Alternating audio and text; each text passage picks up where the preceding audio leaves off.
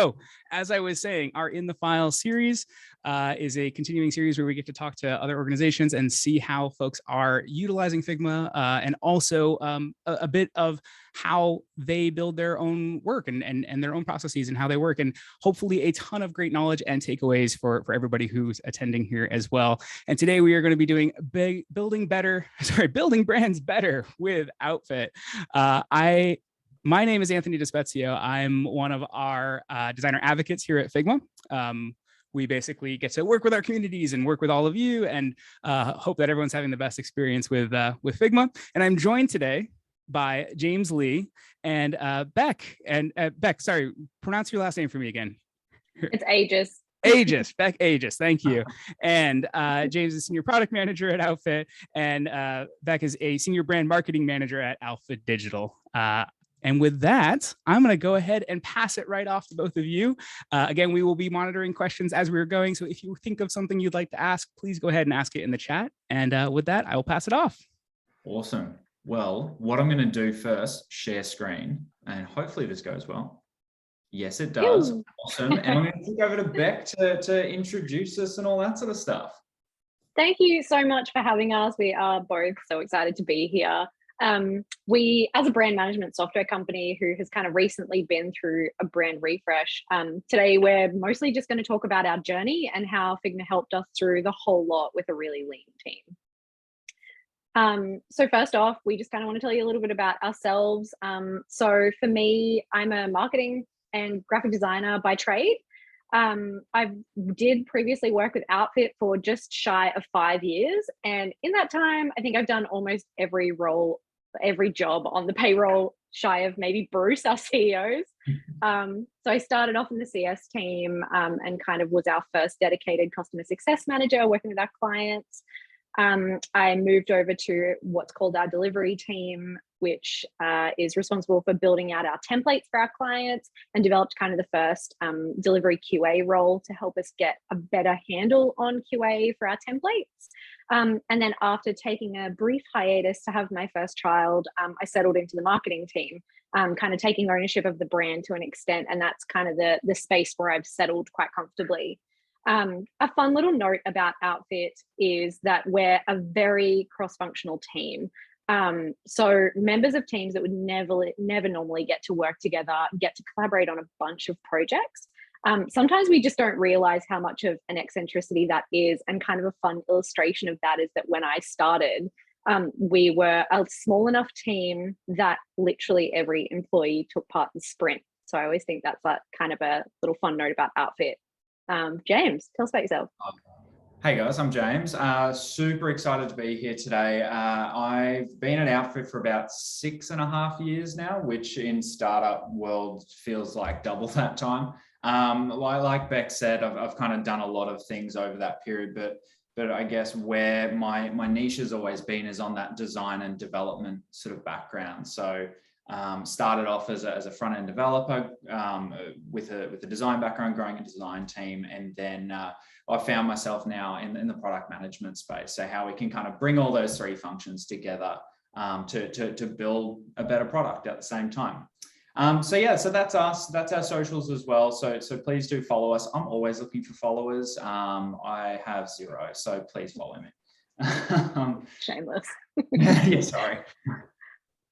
So what is Outfit? We'll give you a bit of background. So in a nutshell, Outfit is a brand management, production, and automation platform. So we empower teams to create branded content at scale.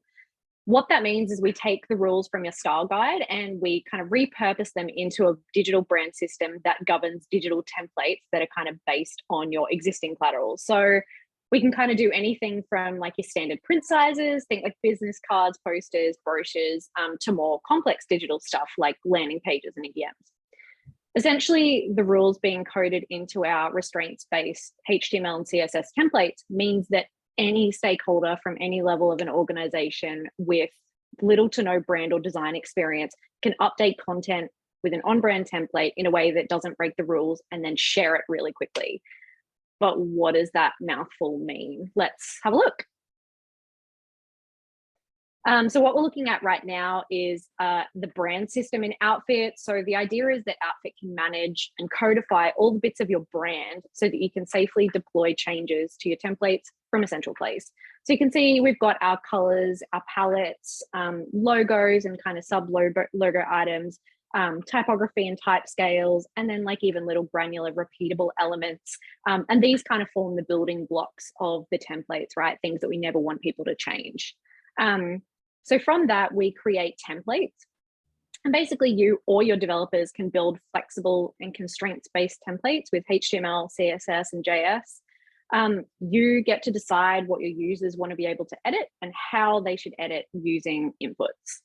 You can kind of see here that this is like your typical social media tile. The inputs are designed to be really simple, easy to use, flexible. And then the idea is that you can then share those templates with various teams for them to be able to use, collaborate on, and then get out into the marketplace nice and quickly. So that's Outfit in a nutshell. Beautiful. So what are we actually talking about today? So first off, well, I guess this whole conversation that we're having today is framed around our recent rebrand. So I think that would have been about 18 months ago now when we first kicked off that process, and kind of wanted to look through and look back at what we've done in that space. So first kicking off to what does our brand architecture look like right now? What are we working with? And where did we want to go in that space? Secondly, then start to talk about what made it easier for us to be able to sort of design with our brand, knowing we're a lean team, and how we can play to our strengths as well. Moving on, then Beck's going to be talking about what did and didn't work. This is a journey. It's an evolutionary process. There were definitely times where we sat there and said, yeah, that didn't work. But it was how we learned from that and was able to sort of codify the things that did. And then finally, because where we come from is how we empower teams to be able to scale their designs and be able to create on-brand content. We needed to be able to look at that ourselves. And from that, we started to be able to hit on a framework that really allowed us to empower our teams. And then finally, kind of wrapping all of that up through the lens of a case study, being our higher education campaign over in the UK, and how we're able to deploy that with tools like Figma and our own platform Outfit to get that job done to a level of success. So I'm going to set the scene a little bit and kind of walk us through where we've been and where we ended up. So I know James and I were kind of having a little bit of a laugh looking back at the old brand because we don't get exposed to it much anymore. But as you can kind of see, we started out with a pretty simple brand it just had a lot of clear hierarchy, a pretty simple color palette, a lot of highly replicatable vectorized illustration. Again, we were a really small team. We just needed something that could help us explain what we were talking about in our space and about our platform really easily. We were a team of primarily developers at the start. Like we started out in 2015, and I think there were like between 5 and 10 of us during that time, primarily developers. And so I guess we didn't realize it was special at the time, but it was actually really easy for us to translate what we knew about web components into thinking about elements of a brand in kind of the same way. So executing with a lean team, we just kind of decided we would take a stab and start to experiment with this logic using Figma, and thankfully it really paid off. Skipping ahead to kind of new brand, and this is more our aesthetic now. We were really, really lucky to engage with an amazing local creative agency who has had immense success in the Australian market. They're called Big Fish. They're based out of Brisbane. Seriously, check out their stuff. Like, honestly, their work is phenomenal, and we were so lucky. We worked with them for quite a bit of time, and then kind of in the end, we landed on the fresh, striking brand identity that you're kind of looking at now. But it had a simple set of building blocks with immense opportunity for variation and choice within that system. And that direction was really important to us for 2 major reasons. The first one was that it allowed us visually to move away from kind of startup vibes to a place where we could really aspirationally align with our customer. And the other reason Arguably, the most important reason is that through this brand, we knew we wanted to build trust with our audience and just really give them some assurance that we know how to execute and show them really what great brand execution looks like, even if you are executing in the face of really limited resources. So this is where we are today. So if we're visualizing our brand architecture, this is what we're working with. We've got our master brand, which is Outfit, and then what we're going to be talking about today. But what sits under that master brand is a range of products. We have our platform, Outfit, which is in the center there, which is our sort of flagship. But we've also got discrete products for discrete uses. So off to the left there, we've got Make, which you can go and check out, which is a media generation API. So it's basically distilling all of the power and all the technology of Outfit into an API, which is super cool. And we'll touch on that a little bit later, as well as Create, which is off in the works. Can't talk to that much, but it's really cool in its own right. But what we wanted to be able to get out of this was, we needed these products to be able to stand on their own 2 feet. Each of those products had different target audiences and positioning. So they needed to be able to stand on their own 2 feet in their own markets that they play in. However, we also needed the way that they can create those threads back to that master brand. If you look at Make, you should be able to know that, okay, well, that's definitely a product of Outfits. And what allowed us to do that was all of these building blocks. But they're simple at the end of the day as well. At the end of the day, it comes down to color, it comes down to typography, and it comes down to the graphic elements, so the graphic devices you use. But that leads with challenges, because we had this really lovely flexible brand that allowed us to do a lot. But that once you kind of bring in that element of choice, it allows you to go off brand really quickly, or you can go off brand really quickly. So I think that's where we started to think about ways that we can make it easier for ourselves to design with our brand. As Bex alluded to, we're a team of predominantly developers and product designers. We come from a product background. So design system methodologies were things that we work with every day. We have our design systems that we build for and we build with, and it allows us to create product really quickly. So for all of us at Outfit, it kind of became a no-brainer that, yeah, for sure, we could take principles from atomic design and start to break our brand apart in that sense. We're already using Figma for our product design sense, so why not go and create a design system for our own brand? And that's kind of, let's go in and have a bit of a look at that. So these are snippets of it. I've pulled it all together, but the idea was that how can we start to create really simple components? We know people don't read documentation. I don't read documentation. I don't even read instructions. I'm just going to go in and have a crack.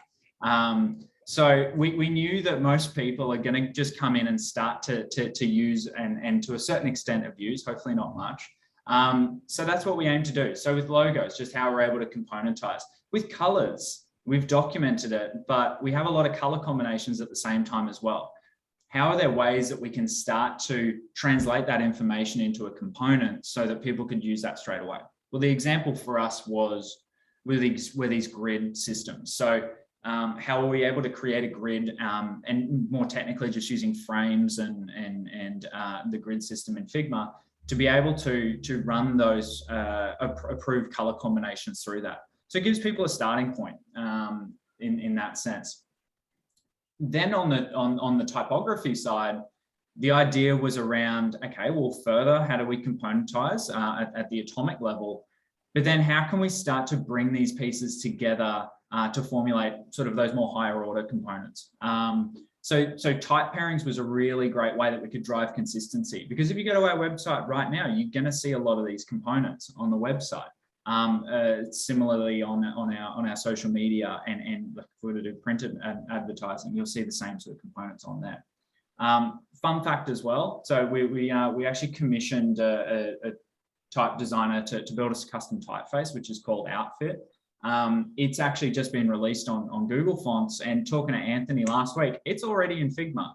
So you guys can actually use our font right now in any Figma file, which is super cool and super great. So you're already playing in the Outfit space, and you too could create something that's Outfit branded. Same thing with icons and graphic devices. It was just a really simple way that we could start to create these components, create these, I guess if we're taking the atomic design principles, the molecular level type components like these icons and type pairings, basically in a way to shortcut us to an execution. The thing that we wanted to avoid was this concept of like the blank page effect, where we receive requirements, we receive that brief, and the question is, where do I start? What do I do? And well, the answer now is, well, you can start to go in and you can start to pull these components together, and you should be able to reach a good or a high standard level of execution really quickly. Initially for us, a high priority was social media advertising. We do a lot of paid social. So for us, it was, okay, well, how do we start to pull together these pieces and lay those out on the page or on the design in a way that we can shortcut the design process and start to foster collaboration and communication with those different stakeholders in our business. I'm going to detach this. So talking to Anthony and Vanessa, apparently that's okay. I thought that detaching instances and detaching components and stuff was frowned upon. Totally okay. So go for it. I don't feel bad anymore that I detach things almost on the regular. So here you can see that I'm starting to really just pull these components together on the page, and we can really that's probably a little bit too much. We can shortcut to that execution, and it almost becomes more of a content discussion than it does a brand discussion at this point, because the design's predominantly taken care of. It's not amazing, and that's okay, but it's getting that conversation started so that we can figure out and we can tweak it. It's that 90% now, and I think that's what's been amazing about being able to create our design system, is that we get to that 90% really quickly, and then we can really massage out that 10% where we need to. So yeah, I'm going to flick back over to Beck, and it wasn't all sunshine and rainbows. Yeah. Like kind of an interesting segue too, because like taking a brand like the outfit brand and putting together a social tile is one very small component of it. But I guess the learning that we made, which I've kind of wrapped up here, is that when you give people quality building blocks with no direction and no boundaries, it makes a clear and predictable outcome super unlikely. To kind of set the scene on where we're going with this, when we went through the refresh, our marketing and brand team was like 4 people, and one of those people had design skills. Spoiler alert, it was me, just me. And once the agency delivered this brand, there was enormous pressure, both internally and externally, to start delivering quickly and start like sharing this brand with the world, right? And we were already positioned before the rebrand as thought leaders in the brand space, just due to the nature of our business. And then we did a brand refresh with a really impressive agency. So straight away, with a really small team, there was enormous pressure on us to start to do something with it. And I'm going to say that the results were mixed. I'll show you what I mean. I'm going to pop across. All right, here you go. So I'll start positive. I'll start with the stuff that we went through. Again, like our ideation, Figma really empowered us to be able to just like lay it all out on the table and just kind of iterate quickly. And that was really important for us. And so what you're looking at right now is OG or feature images for the new website. The website was kind of where we started. We knew that we wanted to create something super modular that was created almost like an on-brand palette on every single page. And this is kind of like the evolution visually of where our OG images went to in a pretty quick time frame. And I guess the cool elevation of this that takes it into the automation space is that, yes, we ended up with this suite of really cool, beautiful, edgy OG images, but the little elements to the left of each one of those OG images, the little tile looking guys, these actually correspond with blocks on our website. So the way that the blocks work is that whatever the header block of that page is, the color palette, we can kind of pull from some information from that, and these are generated automatically. We don't have to design these.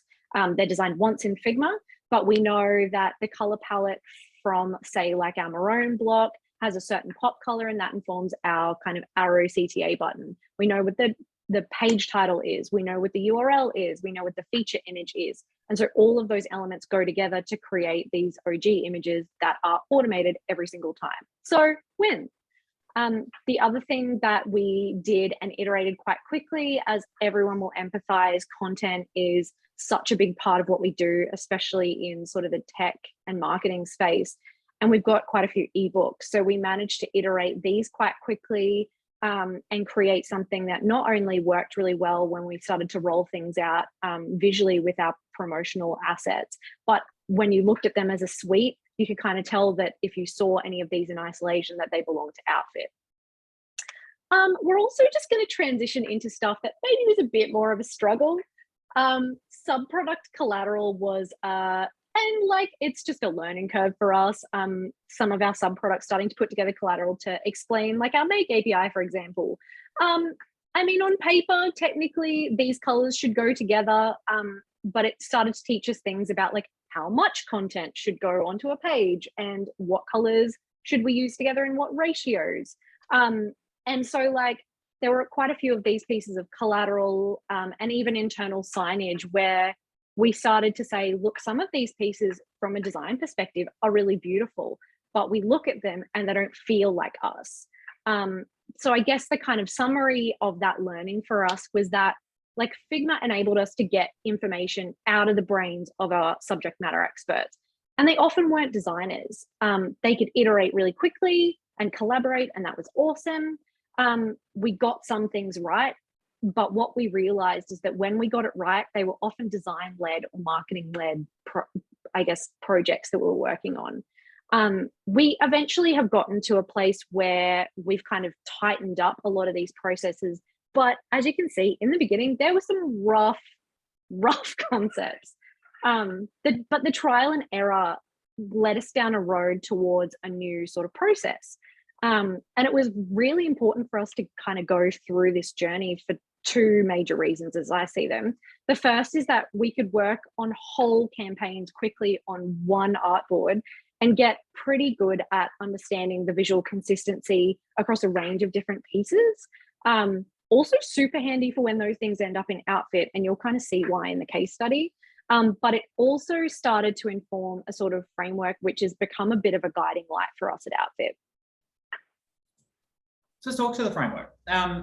Like I mentioned in our agenda, we wanted a way that we can be able to problem solve quickly, but then offload that work once we understood it. Once we understood how our social media pieces were coming together, once we understood how we did emails, once we understood how we were able to sort of build out new slide decks, we needed a way to be able to scale that and then automate that at a certain level as well for some things.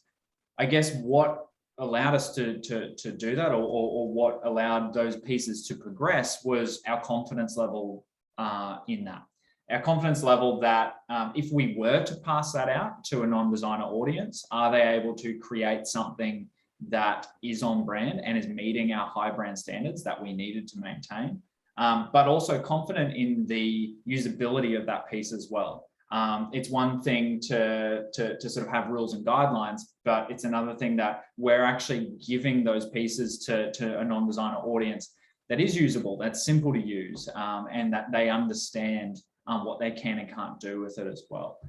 So this is that kind of that framework, and it starts at the solve phase. So what I mean by that is it's problem solving basically, but to who does that problem solving and where we do that problem solving, it starts with the designer, and it starts in a platform like Figma. I'll talk to the tools in a sec, but it's that blank page effect of when you don't know where to start, and effectively everything for our rebrand was starting at that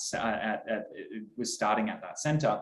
We needed to be able to learn what those boundaries were, and it means that we needed to insulate that work into a core group of designers to be able to execute that.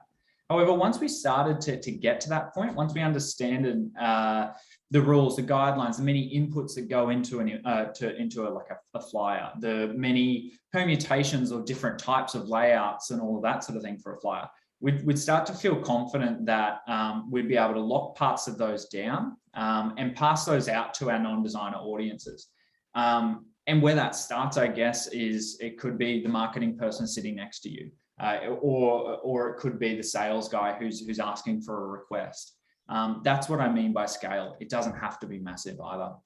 And then once you truly understand everything there is to know about a piece of collateral, like Beck talked to in the featured images on our website, you can actually start to automate those. No human interventions needed, because in that case, it's literally just a computer or an application making a request to generate a piece of creative and then sends it back. We know everything there is to know about share images. We know that the template is going to account for those many inputs. So we can just lock it away and there's no human intervention needed. So if we start to plot out where these different pieces of our own brand sit right now, this is where they kind of fall, all the different types of creative. So starting at the outside on the automate side of the spectrum, you can see the share images that I talked to there. Another one is actually QR codes. They're super simple. All it is a URL and maybe a color. You don't need to design up a QR code. You can just generate it automatically. In that scale phase, then we have rules, we have guidelines, we understand the many sort of permutations of those pieces, but human intervention is still required. There's still a level of customizability or unknowns in all of these pieces that our internal teams still need to be able to do a little bit of problem solving in that space. And then finally, in the center, in the solve phase, we haven't got to everything. We haven't done enough video and motion to feel comfortable that we have proper rules and guidelines around that. Yes, we have spot illustrations, but we don't have a way of systemizing that yet. That's where we definitely want to go though. So what does the future look like for us? If we think back to our product at Outfit, what we help customers with is in that pink band, the scale phase, how they can drop collateral into Outfit and scale that production out to their teams. For us, that's our bread and butter, but we want to be pushing that and offloading those workloads where human intervention isn't needed. We would love to get to a point where, okay, a new person onboards at Outfit, and at the click of a button, we can generate them a business card. They've got a Slack avatar ready to go, and we can get them up and running. There is no human intervention in that sense. So we want to be pushing the boundaries for ourselves so that we can start to then get the learnings and then push our customers down that road as well. Because realistically, as designers, we want to be moving to high impact tasks, the things that are really going to push our brand forward, not making business cards or web ads. What are the tools that actually then get that job done for us? At that solve phase, it starts in Figma. It allows us to problem solve. It allows us to ideate. And when we do have those times where that blank page effect is real, we've got the components at our fingertips to be able to just pull things together really quickly. Once we've got that confidence that we understand that, we can then move it into a platform like Outfit, and we can codify up our templates, lock it down based on the rules and guidelines that we set, and open up inputs so that our users can type in a headline, make a change, and get that piece out as quickly as possible. And then once again, once we understand the many different ways that people are editing those templates, we can start to automate that. Instead of a human having to type in a headline, it could be based on a database, or it could be based on somebody making an event or firing an event on our website. They've signed up for a form, we're going to give them back a flyer. So those are the tools that allows us to empower our teams. I'm going to kick over to Beck and talk to the higher education campaign, how we kind of used all three of those tools to get this job done. Yeah. So just to kind of set the scene a little bit and understand what was involved in this campaign, our marketing team was, again, quite small, and we definitely, the way that our business has always innovated is with strategy in mind. And so the campaign itself was around kind of the higher education industry in our UK market. Our marketing team was based in Australia, and we didn't have a separate marketing team to service that market. And so we had, you know, a phenomenal lead generation professional and a phenomenal SEO person. We had a lot of amazing content experts within our team. And so we needed to push out an high impact personalized campaign that leveraged the skills of time poor team members across a lot of different kind of specialties. And so that went to about 90 executive marketing professionals in the higher education space in the UK. And it included a printed DL personalized flyer with a personalized QR code that sent them to a personalized landing page on our website with a demo video of how this piece of collateral was actually created in Outfit with a personalized introduction. So what we'll talk through, we'll have a look at the actual pieces themselves, but I guess the kind of key, this kind of follows the framework of, you know, we kind of were able to utilize the Figma platform for that ideation. We were able to kind of work together and iterate that quite quickly, push it into the Outfit space and use some trial and error, and then create some automation using our Make API as well. So you can see from what James is showing us here, again, not far off where our ideation began before, which was that the ideas were from a content perspective. We kind of knew that we needed some brains for a video. They started pretty rough. It didn't quite feel right. And we iterated quite a few times on lots of content, less content, different color palettes, then like lots of color, arguably too much color. Trying to find that balance is always a fun little journey when you have a colorful brand like ours. And then settling on a kind of visual identity that maybe feels right from a design perspective. The cool thing about Figma was that we were able to kind of collaborate here, and the developer who then built out, you know, the frames that were personalized using Outfit or build the template itself in Outfit, he was able to put those into the platform and go, oh, these seem really good from a design perspective, but when I put them into the software, this is a reaction that we didn't expect. So he could kind of give us that feedback in Figma using the comments feature. We were able to collaborate super quickly, give him back an aesthetic that he could then try to make sure that it worked in theory as well as execution. The cool thing that we were able to do once we actually put the flyer as a primary example into Outfit was that because we come from an Outfit perspective, there was never a chance for us, like we never think about collateral on a one-to-one campaign basis. So we never just design a flyer for that specific purpose. We're always thinking about how could we use this flyer to service every campaign that we do for the next 12 months, 5 years, but in a way that it'll feel fresh and new every single time by just designing it one time.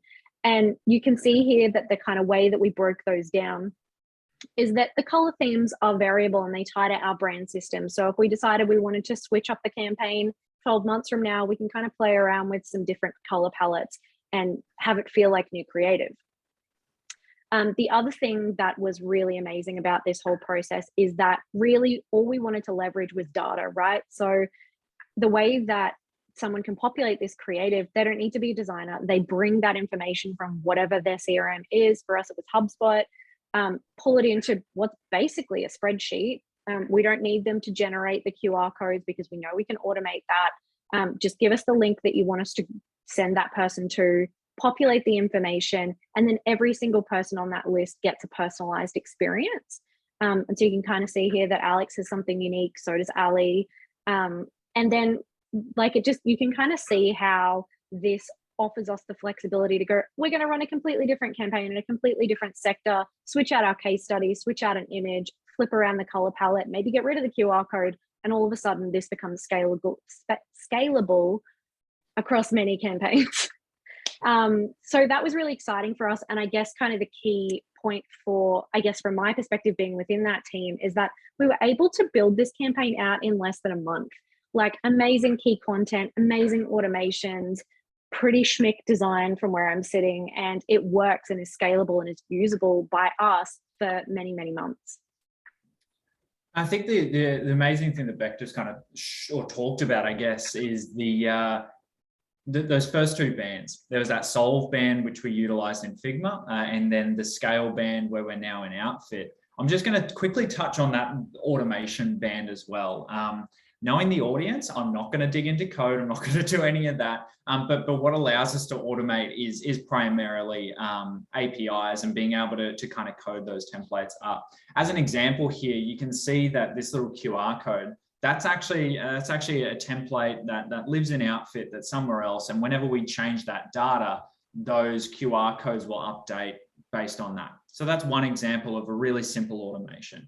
Another example is also all of the landing pages. So as Beck mentioned, the way that all of those QR codes would move to a pre-generated landing page. That's another example of an automation where everything that we move towards it was all about personalization and engagement. And same with, in this case, this video is default, but we were able to create sort of these pre-generated videos and give that person a really personalized experience. We didn't have to overinvest in this campaign because we knew that we just wanted to absolutely nail it for these 90 people that we decided that we wanted to nail it for. And it's been super successful in that sense, in terms of just being able to drive engagement and just start that conversation for our audiences, which has been great. So yeah, so that's the case study. And I think in summary, there's three bits that we want to sort of give you guys to take away. The first one, and I think one of the biggest ones, is that it's an evolution, and you can't really shortcut those learnings and understanding what works and what doesn't work. As an example, the stuff I showed you at the start with our design system and how easy it was to get that social media piece, it wasn't like it didn't happen like that overnight.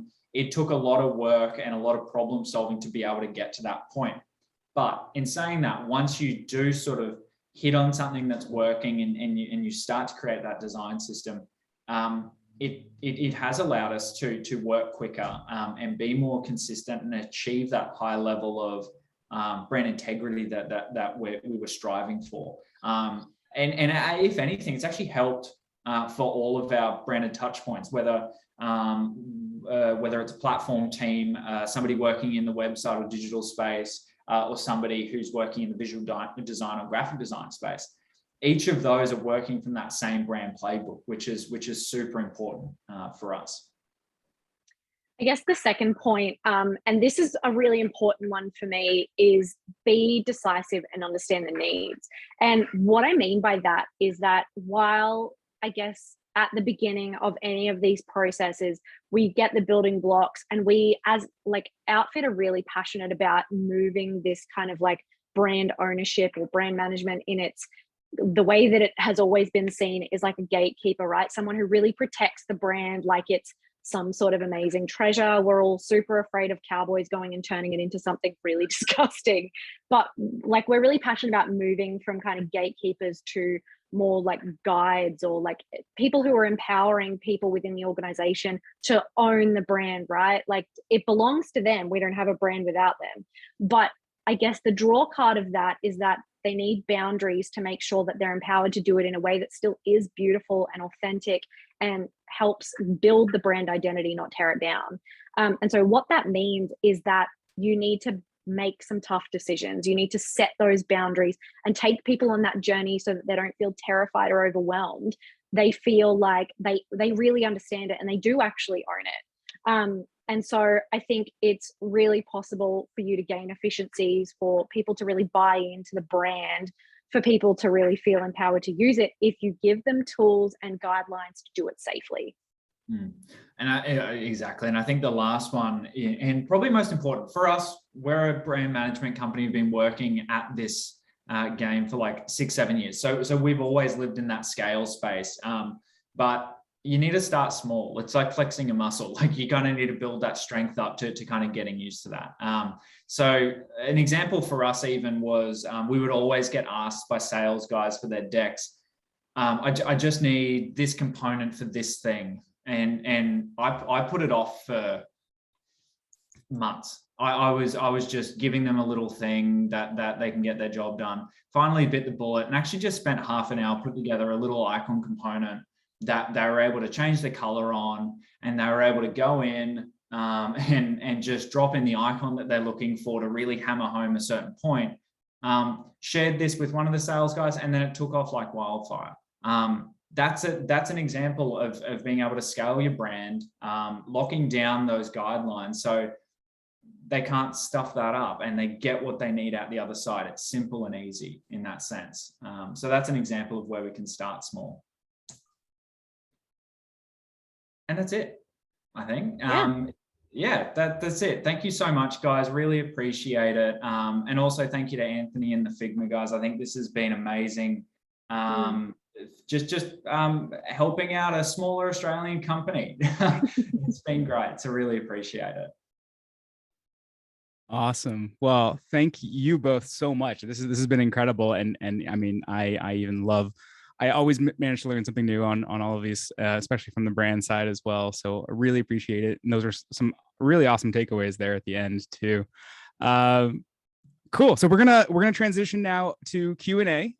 So for everyone here, let me just go ahead and share my screen. So we've got this here. Great. Awesome. So again, if for anyone who has questions, feel free to drop them in that Q&A. We're going to go through some of our questions that came in right now. If you're having trouble finding the Q&A, you can use the chat as well. There's some great responses from folks in the chat too as well. I think a lot of people are just as excited as I am on that summary slide there. Those are some really great takeaways that you had. We're going to go ahead and we'll start with a first question that came in here, which was, thank you for this, very inspiring. What are some of the main challenges that you often find when you're implementing this framework with other departments or stakeholders? There's a bit of a follow-up question here that I'll just post right now, like what are common excuses that you might that you might hear? We'll come back to that second part, but let's just starting on that first question, sort of like what are those challenges that you've seen, or what are things that people might want to be aware of as they try to bring this to other departments and stakeholders? I think for me, the biggest challenge was being able to create rules and guidelines on these pieces of collateral to meet the different needs. So if we're talking about a slide deck, for example, the sales team's going to need some different content compared to the marketing team. So how are we able to kind of create something that meets all of those needs, it meets all of those needs, and we can start to lock those pieces down. And the thing is, you're not going to be able to do it all from day one. So I think it's just taking one of those use cases from one of those teams and then being able to bring in all of those other sort of bits of feedbacks or improvements into those pieces, so that over time you're able to kind of to nail it for everyone, because you're not going to do it from day one. Mm-hmm. We had such different challenges, bro. My big challenge was not that. My big challenge from a marketing perspective was that, like, I just can't stress enough how much of an interesting challenge it is being a thought leader in the brand space in a business full of designers. Like, my biggest challenge was the fact that people are really excited about this new brand, and finding a balance between, just give me a sec, I'm going to give you guys some amazing tools, just stay with me. Like, it's so exciting, but you need to just hang on a second. Because like we went through really, like, the layers to it were like full brand refresh, logo redo, new font, like, and these all happened. They didn't happen in a linear fashion. Like, there were chops and changes in a lot of places. And I think for me, just walking that line of like empowering people and saying, yeah, please, like, help us experiment, help us iterate, but also please don't build a full slide deck out and put it in front of our clients just yet, because, like, trust me, it's going to be great. Just give me a second.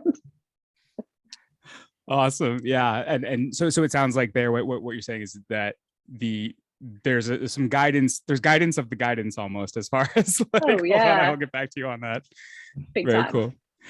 We had another question come in that's around, so as you're moving towards this more of this automation, right? So we have, you're talking about, where you are with all of the different pieces of your brand framework, whether that's the video, the social, email, web ads, employee branding, all of these elements. What gives you energy when you're automating these parts of your brand? How do you keep that energy going? I think the energy comes from, once you start to automate it, you don't have to worry about it again. So I think in that sense, it's always being able to there's an end in mind for when you're thinking about automating things, I think, and that's what gives me energy. It's like, okay, well, I can lock that away and it's done, so I don't have to worry about that for a period of time, and that's great. And so I think that's what gives me energy on that side. Nice. But curious if you have any thoughts. Yeah, like, I mean, what gives me energy as someone who is not in any way a developer is just people, like, we've got a real atmosphere of, like, I know Tim, our head of brand, often says every idea is a bad idea. And so what that means is that people feel really free to just like give us the ideas and be like, wouldn't it be mad if we could do this? Wouldn't it be insane if we could try that? And sometimes they seem like really small things, and then we automate them. And those of us who aren't technical are like, oh my God, I didn't know we could do that. And so for me, what gives me energy is just like tiny little wins and just pushing that boundary a little bit further every single time. And getting to spend more of your time on the things that are fun and creative and different and challenging. Yeah. Big time. Awesome. Another question came in here for any advice on how to align brand and product design. So, do you think it's okay for brand and product to have the same foundation, but then maybe have start to split, or maybe use your design system slightly differently based on needs? How do you approach that relationship? I love this question. I think it starts from the same foundation. Yes, 100%. But you need to start to, so like an example for us is color usage and iconography. So once you kind of reach that product realm, yes, we have a lot of colors, but realistically, they're for all the different warnings, alerts, all that sort of stuff, we need to be able to extend that color, that color spectrum. Same goes for iconography. Our icons on the brand side are great, but at small usage and all that sort of stuff from an accessibility perspective, probably not perfect for that need. So it's basically, how do we extend that product design system based on the foundations that we already have? The cool thing about our designs, or I guess the way in which we build our products, we have a UI toolkit that's based on, you can look this up if you want, based on a React framework called Chakra UI. What Chakra really allows us to do is utilize the same sort of primitive React components, and you can retheme those really quickly with a really simple theme, with really simple theme logic. So all of our websites, products, all of that, all using the same UI toolkit. I think the only thing that we need to do is really just switching those themes out and extending those themes when we need to, which is really great. I think like probably like an expansion onto, like, obviously James is like covered so well the technical side of like how to manage that, but from like a brand and culture working together perspective, like I just can't impress enough the importance of taking like product on that journey with you. And I know what was really important for us is, like, we keep harping on about the lean team thing, but it was such a powerful tool for us that when we were going through the brand refresh, we assembled a team of what we kind of lovingly call the brand custodians. And so what we did was we cherry picked someone who is passionate about brand from basically each department in our organization.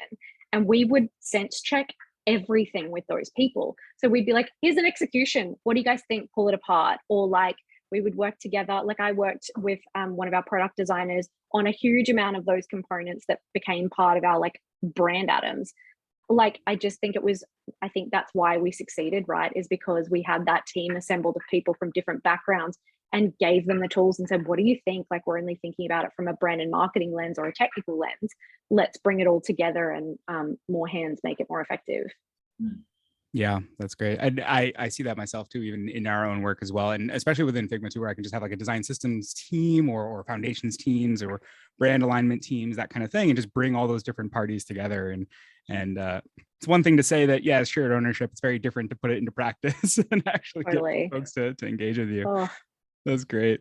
A few other questions here too as well. So I love seeing some of the behind the scenes of just the real files and actually how things are put together and the real work and the things that didn't work and all that kind of stuff, because that's a lot of what happens, right? That's the majority of the iceberg that's underwater that you never actually get to see. All you see is this perfectly polished work. And I love that, just sort of that down into the right sort of approach to iteration that you see right there, right? It's probably maybe related to right to left languages, but in any reason we go that way. Curious how you, once you have gone through approvals and you've gone through this, how are you pointing people to the final work? How are you directing people to the areas of less ideation and more of like, this is our direction that we're going with? Do you want to take this one, Beck? Because this is all you. Yeah, I mean, for us, usually it's pretty straightforward in the sense that we have, as James likes to call it, the do not touch file. And that is very treacherous. And sometimes you let people in and they have a small heart attack. Honestly, for the most part, it's a combination really of a really clear and defined frame that really kind of walks you through, okay, what are the key take homes that we need for this particular project? Nothing moves to this frame until we're satisfied with what is our final work. But I guess the other part of that too is that usually we export the work, and what is exported, I don't like to put the word final in the end of a file because it feels like a curse for me, because then you end up with final V2, final V3, final V4, which I'm not a fan of. But I think a combination of, if we're presenting to like larger stakeholders a final frame or a final page, or just like a zip export. Yeah, even just being able to use pages in Figma, for instance. Yeah. So just you're kind of on, okay, this is V1, somebody comes along with an improvement, all right, we're up to V2 now, and it's just reordering those. The latest is always at the top.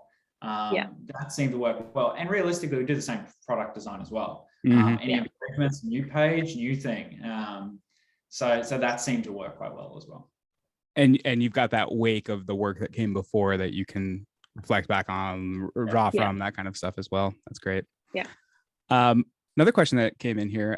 So how do you think about brand scalability within automation and personalization, right? So you're, as you know, into the future where there's certainly going to be unseen scenarios or needs that may not, you may not be able to prepare for now. So how are you approaching that? How do you approach that scalability and automation with those unknowns? It's hard. That's the hardest part, especially in the automation space. Like, I think when you kind of reach that scale band, so as an example, when we put something into Outfit, there is still a level of uncertainty, right? So when we're opening inputs up and we say, okay, we've just codified this flyer, we've got these inputs, and they can maybe change the layout. They can move. They can say they want a headline 1 here, a headline 2 here, and some copy. But it's kind of up to them. The issue you have at the automation space is, because it's codified, you really need to be decisive in what you allow into the template and how you do that as well. I guess because those templates are HTML and CSS, you can utilize like responsive design, or you can use CSS or even JavaScript as well, to be able to flex a template and accept a level of variance. So an example of that is that the share image example that Beck talked to. Depending if a headline is 3 words or 2 sentences, the text is sent through a JavaScript function that basically fits that text back to the space. But even then, we need to have a minimum font size requirement. So what happens when it goes over that? Great question. Well, I guess you would just kind of do a couple of ellipses and just say, look, there's no more space. So you kind of just always got to keep thinking about the fallbacks and keep understanding the boundaries of those inputs, and how you want to account for those. But at a certain point, you're just going to reach a point and be like, I don't know what to do anymore. Yeah. And I think like a bit of our retro process, like we learn so much from our clients too. We have a real luxury in that sense that like our customer success managers work with some like massive companies from because we're pretty industry agnostic, right? So like we get the luxury of going through those processes with our clients where they do retrospectives on their clients, maybe like a display network has released a new size or format, or like there's just like things change within that kind of digital realm, for an example. And so we're constantly working with, okay, yeah, we have this really robust suite, but here's the way that we can evolve it. And so we kind of naturally get to do that ourselves, like the constant retrospective and keeping our pulse on what's going on in the industry to see, okay, are there like natural ways that we can scale, and are there more ways that other companies are personalizing that we could maybe kind of jump on board as well? That's great. Yeah. And I assume some of those unknowns are the challenges that you do want to put more brain power to, and you do want to actually explore and understand how they work, how you want to tackle them. So great. Awesome. Well, thank you all. That's most of the questions that we had here. Sorry if we didn't get to any of your questions, but I just want to say huge thank you to Beck and James again. This has been an absolute pleasure. Please, everyone, check out future live streams that we have coming up. We run these constantly. In fact, we have another one coming up on March 23rd. You'll be able to learn a bit more about building headless design systems, and I won't even tell you what that means, so you can be surprised and shocked and figure it out. If you have any ideas for us, please, we love feedback. So please do not hesitate to reach out at community@figma.com.